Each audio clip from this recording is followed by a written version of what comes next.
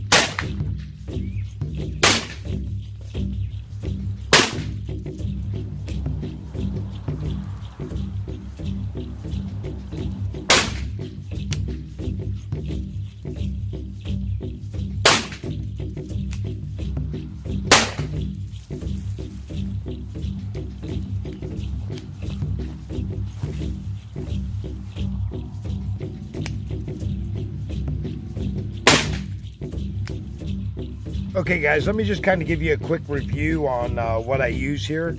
My everyday carry, believe it or not, 1858, it's a PETA, it's a replica, it's very inexpensive. There's no regulations on these particular firearms. You can get this delivered to you in the mail. I picked this one up on a trade, less than 150 bucks. Caps are another thing that you'll need. There is a way to make your own caps. I personally don't do that though. I don't have a tool to make them. It's something I'm going to be looking into in the future. I do cast my own lead balls, and we make our own powder as well. So it can be a very inexpensive way. You can just go out and shoot off rounds all day long and have just a couple dollars into your investment. So it's a whole lot of fun, and shooting is probably the #1 stress reliever that I can think of. If you just go out and bust some caps, man, you feel awesome afterwards. This is my beater gun, guys. This is the one I carry with me on the trail. This gun, you may catch me using it as a hammer or anything. I truly use this gun in its authentic sense. When this gun was used by the frontiersmen, it was their multi-purpose tool, and it is mine as well.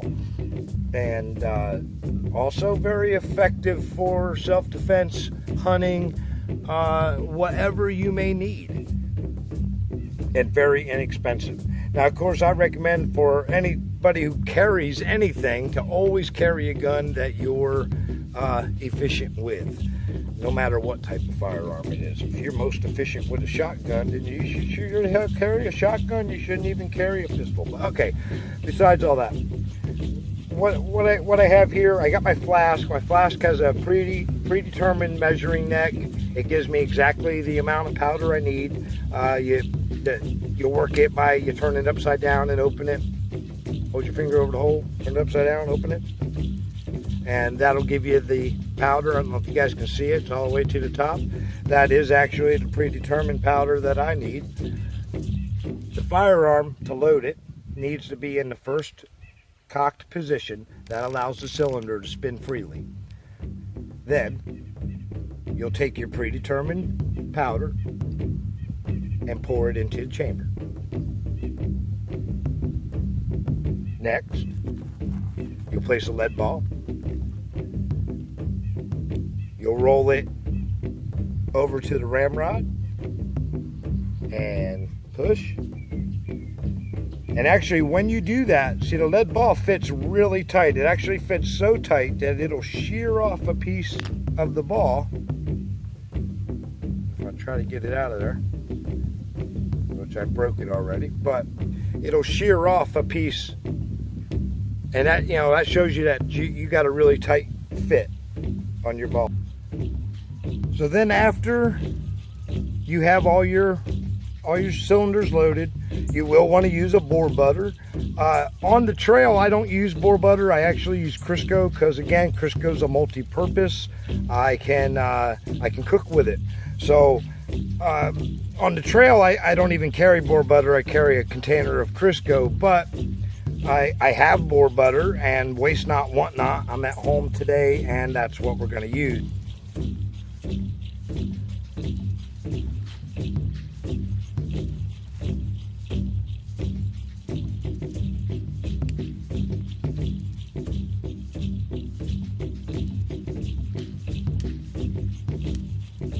Then the only thing other left is the caps.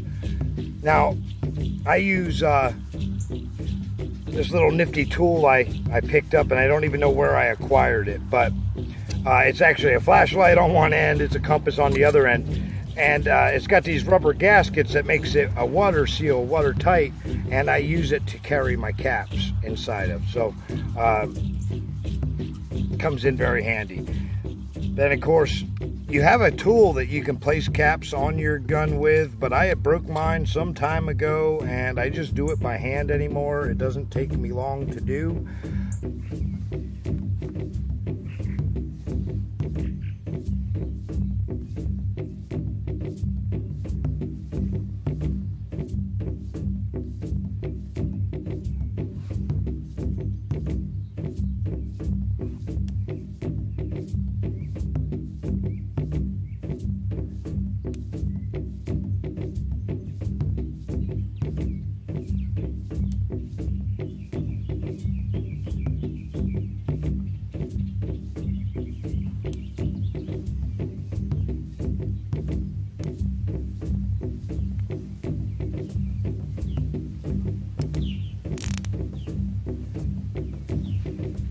Right now, guys, this thing is completely loaded.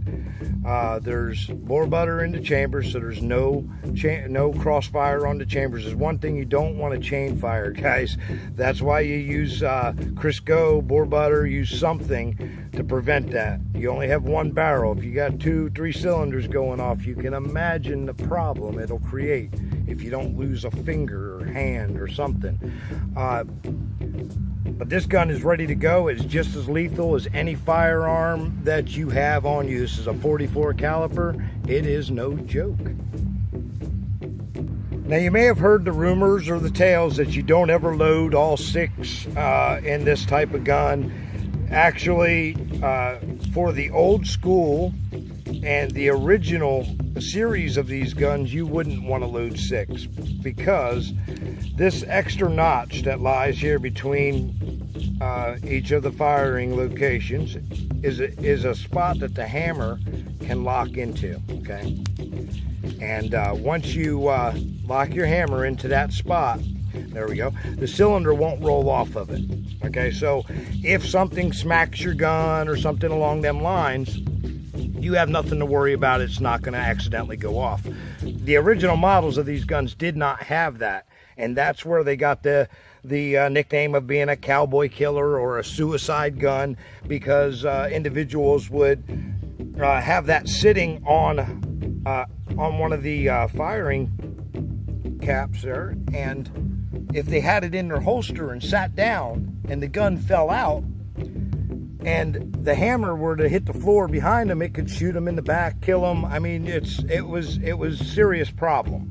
But nowadays, I don't even know if you, other than buying an original, I don't know that you won't have the safety locks on the cylinder. I believe you probably will, unless you buy actually buying an original. Now, I guess one fallback, of course, is, and somebody will quickly tell you, is that well, it takes you forever to load the gun in between using it. One way I actually resolve that problem on the length of time it takes to load the gun is I have more than one cylinder. If you have more than one cylinder, you can have it loaded. Believe me, I can drop this cylinder out and this cylinder in about just as quick as you can drop a speed load in your revolver. Guys, this gun is 100% ready to rock and roll.